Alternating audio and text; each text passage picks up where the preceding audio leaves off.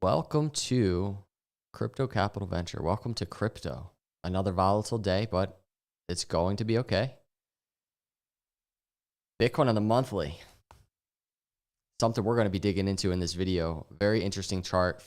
A first time event potentially happening in 16 days. We're going to dig into that. This is the man of the hour, the man of the day. There's my phone ringing. Let's get back on the screen. The man of the day, Jerome Today Powell. we decided to leave our policy interest rate unchanged and to continue to reduce our securities holdings. Looking ahead, nearly all committee participants view it as likely that some further rate increases will be Just going to stop it there. I'm not going to spend a lot of time. I'm not going to spend a lot of time on the FOMC news. Will Clemente put it perfectly. And just, by the way, everybody, smash that like button on the way in. I appreciate you joining this live stream, and just hit the like if you agree with this, or comment if you agree with this. Every time I watch FOMC meetings, I can't help but think how archaic it feels for us to all sit around and speculate on what a small group of humans will decide what monetary policy should be. Meanwhile, Bitcoin's programmatic monetary issuance halving is less than a year out. That's money. That's a money tweet. Going to that Bitcoin monthly chart, which we're going to dive into Bitcoin prices. There's the Bitcoin halving. That white line, it's unchanged. It's sitting there just as the last one was. There are just things programmed here. And playing into that is Bitcoin scarcity. And that's something you can't change. And we're so zoomed in on these micro events, right? And we're so zoomed in on what's this guy going to say? Everybody's glued to their screen. And it kind of does get exhausting every month. But nonetheless, it plays into the charts. We have to pay attention to it somewhat. And this is really the headline event. I think that kind of is bringing a bearish tone in the shorter term. Not a single person on the committee wrote down a rate cut this year, nor do I think it is at all likely. Fed leaves policy on hold, ending long string of rate hikes. That's pretty much what's going on, everybody. And to really break it down, Caleb kind of put it really nicely on Twitter. This pause marks an almost certain inflection point in monetary policy, wherein an extended pause is the most likely case scenario going forward. This pause should reflect their confidence that disinflation is firm and that we'll be at their 2% target soon enough. I think when you start kind of zooming out on the macro charts and we start zooming out on the situation, there's just, and we're going to go right into the charts after I mention this. There's just some things. And by the way, actually, if you're in the live stream, if you're watching this replay, before we even look at the charts, I came across this new startup. They have an AI model, I guess, that kind of predicts what Bitcoin will do surrounding these Fed meetings. And I'm going to show you what their prediction is for tomorrow. Very interesting data. Don't know if it's going to happen, but kind of fun to play around with and fun to look at. But this is what we're looking at. This is Trueflation, on-chain Oracle data. We've been tracking this throughout this entire storm. This has truly held to be such solid data, kind of a precursor data point, this leading indicator in terms of what inflation actually is doing. And you can just see it's continued to fall, 2.74%. We're getting there. We really are. We're getting there, everybody. And just a reminder, I say this time and time again throughout really the last year or so, investors may be surprised to learn, and this really is important because when people see my optimism, especially when we're kind of in the middle of a bear or towards the end of a bear, like right now, when people see my optimism, it really gets them. It triggers them. I've noticed that. When we're in bear markets, when we're in fear environments, I don't like it at all. And there is so much reason to be cautious in crypto. Bull market high or bear market low. That's for sure. It could all go to zero. That's always at the just forefront of my mind. But when we're in high fear, for me, because of history and what it says, I can't just be myself. This is how I see it. I can't be overly cautious. I can't be like in this paralyzed fear mode with the rest of markets. I can't do it. I don't think that's the way. And if especially the last bear market taught me anything, it's not. That's not the way. But that's just my outlook. I don't mean to trigger anybody by being overly optimistic. Investors may be surprised to learn that in the last 69 years, on average, stocks did worse in the year before a recession began than during the recession itself. Markets are not the economy. So when we're looking at Bitcoin charts and we're looking at the last year that we had, namely 2022, and we're looking at 2023 as this recession, and we're looking at all of this recent decades and decades of recent data that suggests the year before the recession is the worst year, for me, that says a lot. And the fact that we're in between Bitcoin halving, that says even more, bringing all of this data together. So if you wonder why I'm optimistic in crypto, even when things are falling, even when something like Cardano is falling, right? This is why, because these cycles repeat. And this is just emotion kind of cycling. It's the market cycling through people's emotions. And that's really what I think. And that's why I think remaining emotionless in these environments is really a good idea. So, all right, we're going to do some Bitcoin technical analysis. We're going to do some Cardano technical analysis. And before I do, as I mentioned, I do want to just kind of go over what I came across earlier today. It's called Chain of Demand. Chat GPT style crypto app sets AI loose on Fed rate Bitcoin price relationship. I don't know if any of you saw this, but I'm tracking along with this. I'm just curious to see how this plays out. We found that using 7 days before the announcement date as a baseline, there was an inverse relationship between social sentiment and whale transactions versus Bitcoin prices the next day. Now, this is basically what their model spit out. So we have T-minus 0 days to Fed rate announcement. This was prior to the announcement. Our latest tracking continues to show a decline in social sentiment and a decrease in whale transactions versus baseline.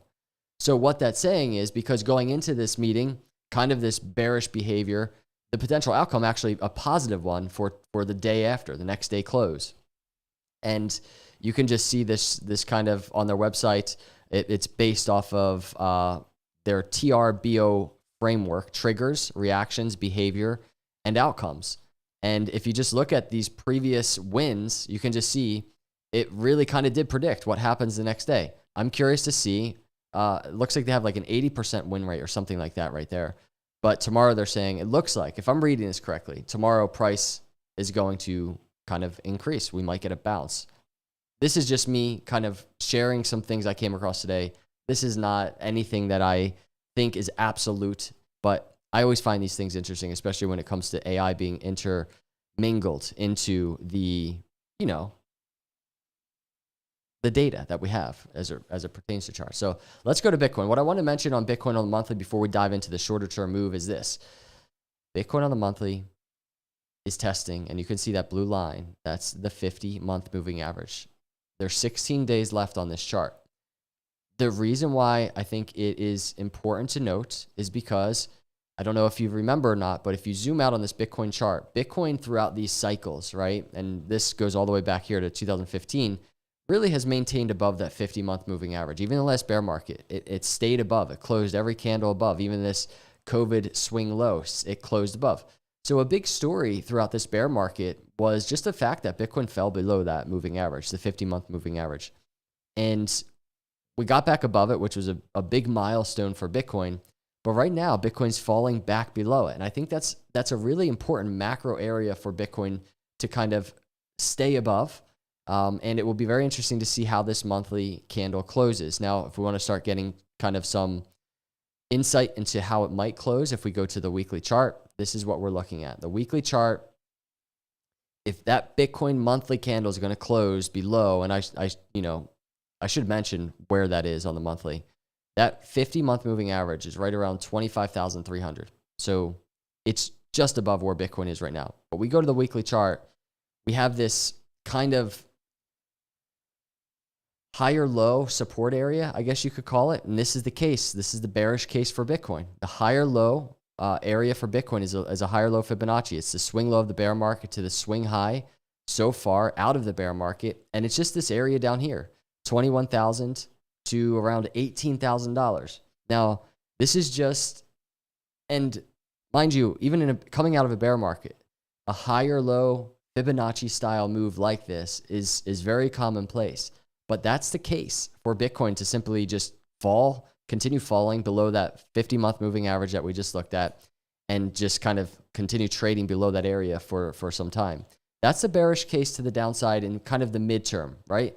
But there are short-term moves that we're tracking right now that I want to discuss going into, especially tomorrow, as you know, we've given the markets time to digest the Fed news. And I want to kind of just, for context, play a clip from, this was May 17th, almost 1 month ago. Check it out. Targets to the downside, though, 24,000 out of that symmetrical triangle. You go over here to the 6-hour chart. Once again, we have this Fibonacci. Look at this, the upper range of this higher low Fibonacci, right around 24,000. So the lower range.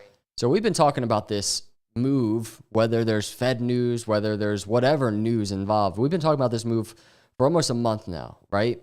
And this is the shorter term move. So we just looked at the worst case scenario on the more macro, just a macro higher low if that's going to happen. But now here we are at the shorter term higher low. And what that is the move that we just looked at. And there's a couple factors in play right now in regards to that move. So we take our Fibonacci from the previous swing low on this daily chart to the swing high. That's where we get our higher low Fibonacci. That's the 618, right around just below $24,000. And you can see very confluent with that 200-day moving average. There's a support area for the shorter term for Bitcoin. If it's going to continue falling, that's what I'm watching for next. We've been tracking it, like I just said, for almost a month. We've been tracking this trend line resistance. Just unsurprisingly, it just acted as resistance. Even the apex acted as resistance. These moving averages up here, the 50-day acted as resistance. So we had a ton of resistance. And now we have a trigger, the Fed news today and kind of markets just in general, maybe reacting. And now we're getting pushed down closer to, and we're really close to that $24,000 target out of this symmetrical triangle. I mean, it is almost all but hit. We dipped into the 24,000s, but really it's just this, in general, this higher low area, the Fibonacci. And the most, I say, intriguing part of that Fibonacci is the higher end of it, just because we have this confluence, the 200-day and the 618, right? And it's all right around 24,000 to around 23,800 or so. That's the area I'm watching for. Very curious to see if Bitcoin on the shorter term continues to fall into that area, and if we get a bounce off of that area. And I'm not putting a lot of stake into this at all, everybody. But if this AI prediction holds true, this would be very interesting data. If this BTC price the next day close is green, but that could play into it, a potential bounce, whether we start getting the bounce in the shorter term now, or we fall and then we actually get a quick bounce to the upside. That will be something that I will absolutely be watching. All the while, there are so many different patterns. You could just get probably anybody in the world and they'll spot a pattern right now with Bitcoin. Just zoom out on a daily, there is a ton of them, but this is one other one that I've been tracking all while we're talking about this Bitcoin kind of trading at this lower trend line of a rising wedge. And just another area to track in the very, very short term, along with everything I mentioned, is literally where Bitcoin is right now. $24,800, $25,000. So that's what I'm watching on Bitcoin. Going over to Cardano. This is it, everybody. This is the Cardano chart. This is the ugly chart that many people kind of, I think it's not this chart. When people get bearish on Cardano, it's a chart like this. And I get that. I really do. It's so ugly. This 6-hour chart is so ugly. You go to the last bear market low, 2018. Look at this. Look at this. This is ADA. That is ugly. You know how much fear is in here? That last 2018 bear market low. We're talking about ADA in 2 to 3 cent range. Do you know how much fear is there? And that's really why I refuse to fall into that. I refuse to fall into people that are just like, I got called too optimistic the other day, and that's probably not the first time that's happened, but I refuse to fall into the emotion of it all and realize that in these environments, historically, there's opportunity, right? The last bear market proved that to be so. And I just think, and we're going to dig into that 6-hour, by the way, actually, comparative to the current 6-hour, but I just think when we're in these environments, it's a good idea to pay attention. In the back of your mind, and in the back of my mind, I realize, and I say this, whether we're at $1, $2, $3, $10, 26 cents, crypto could fail. It could go to zero. I mean, that is at the forefront of my crypto plan, just knowing that, because that's where the balance and the equilibrium begins for me in terms of What's my risk appetite here then? If that's possible, what is my risk appetite? And that's the most conservative you can be. And then if at that point you're making your decisions based on that, and I'm making my decisions based on that, I don't care if ADA drops another 50%. I'm allowed to be as bullish as I want to be on crypto in the macro. And I'll show you a macro chart that still looks bullish even as we're at these prices. And so this is where we are in Cardano. And I want to start, before we even dig in really deeply into that 6-hour chart, I do just want to start with just noting, we're getting that separation from the 20-week moving average once again. Unfortunately, this is just a signal that, for ADA, the bear market's not over. We were looking for the higher highs and higher lows above this green line, and now we're getting just this drop below it once again. And it's almost like so similar to the last bear market. We got that big drop below it back here. We got a big drop below it even back here after exiting the bear market and putting in a higher low. We got that kind of separation from the 20-week moving average. What we're looking for, don't know when it's going to happen on the macro, is just this higher high, higher low kind of move for ADA above the 20-week. That's not happened yet. It's going to probably be some time. On the daily chart, what we know has happened is we've retested the previous bear market low. We wicked below it, and right now we're just testing support at this general area, which is right on par with that area. So I circled here 2018 low. Before we look at that, I want to take a look at a clip from just 2 days ago. Check this out. But we're really looking to just completely break this trend of moving averages on the 6-hour, as opposed to just running into it and falling, because that's really what we see happen often. And it's exactly what so on the 6-hour chart, that's what we're looking at, right? This is how it's playing out. And as opposed to running into it and falling, and let me get my brush, running into it and falling, we're looking to see if ADA could just kind of break above these moving averages. It's not, right? It's doing what it typically has done.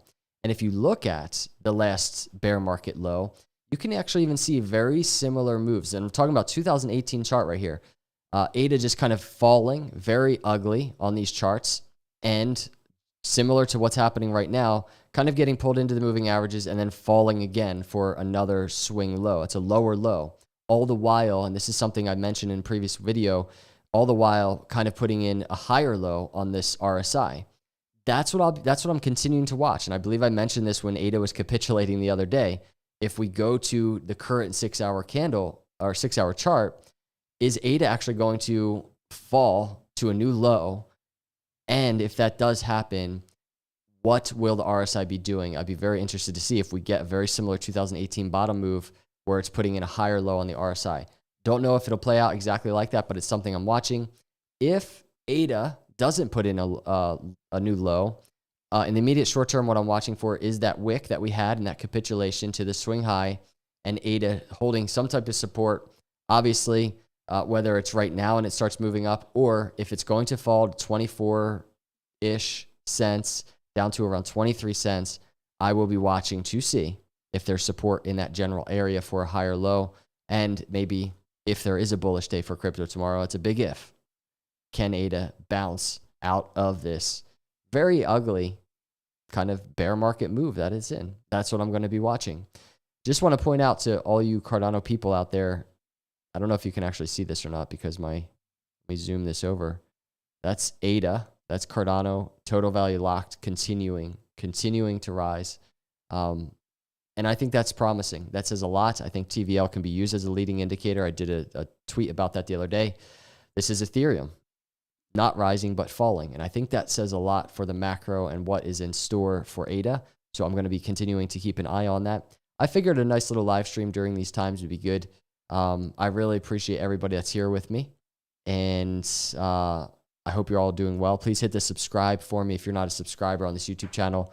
Hit that like button, everybody. It really does help a lot. It means a lot. And I hope you have a great rest of your night. Let's see what crypto does. These are the areas I'm watching. I'll see you in the next video. God bless.